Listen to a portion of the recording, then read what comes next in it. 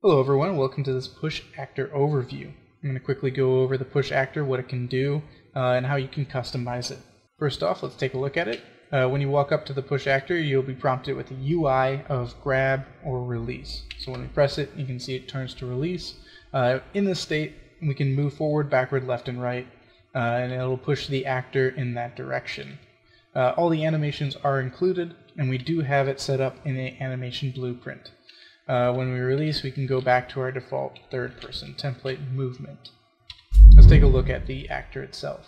In the details section, you can see that it has the basic movement properties of speed, acceleration, and deceleration, as well as gravity.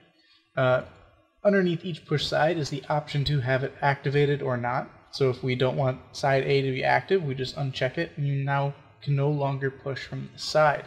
We also have the option to change if we can push forward, backward, left, or right based on the side as well. For example, if you want a box that only can be pushed forward, you just uncheck everything except for the forward movement. Next, we have the ability to change out the static mesh. So in here, we can change out the different meshes that you have.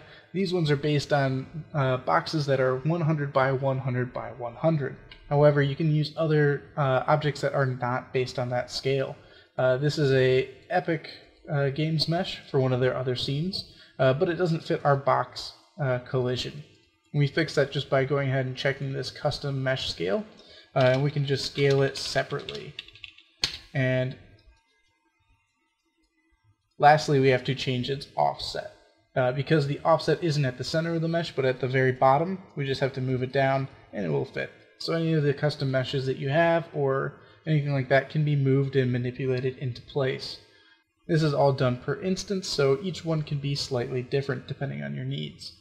Finally, if we have a mesh that we don't want to scale, but we need to scale the box around it, we can do that as well. Same thing, we just check the custom mesh, and we can move or scale the box itself.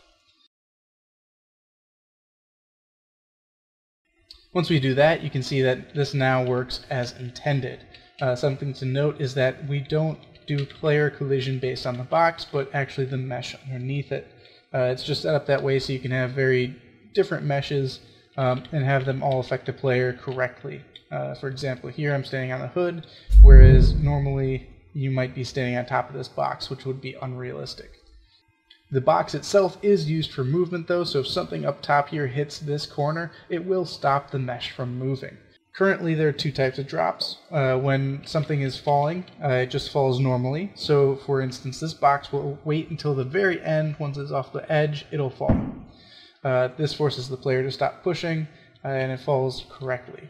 This one is what we have set up as a rotational fall, which means that once the center of gravity is pushed over the edge, it'll rotate and fall. A nice thing about this type of rotational movement is that when it falls and lands, the change of triggers and everything is updated. So for example, this box now has its triggers set up in the correct positions, as opposed to its starting location around this side. Next, let's take a look at the push camera. This is the behind the shoulder view that we have by default, but you can turn it off right here by unchecking this box. That just allows you to use the default third-person camera while pushing. If you turn it on, you have the option to kind of change where it is, the arm length, the offset, everything like that, camera rotation. And we do this so that we can update it on each side. So whenever I go through to each side, it'll rotate and face the correct way. If I, for instance, change this to be much higher up, I can change it into more of a top-down view while pushing. This is just a much different kind of view than the normal over-the-shoulder one that it comes with. That's about it for this video. Feel free to email me if you have any questions.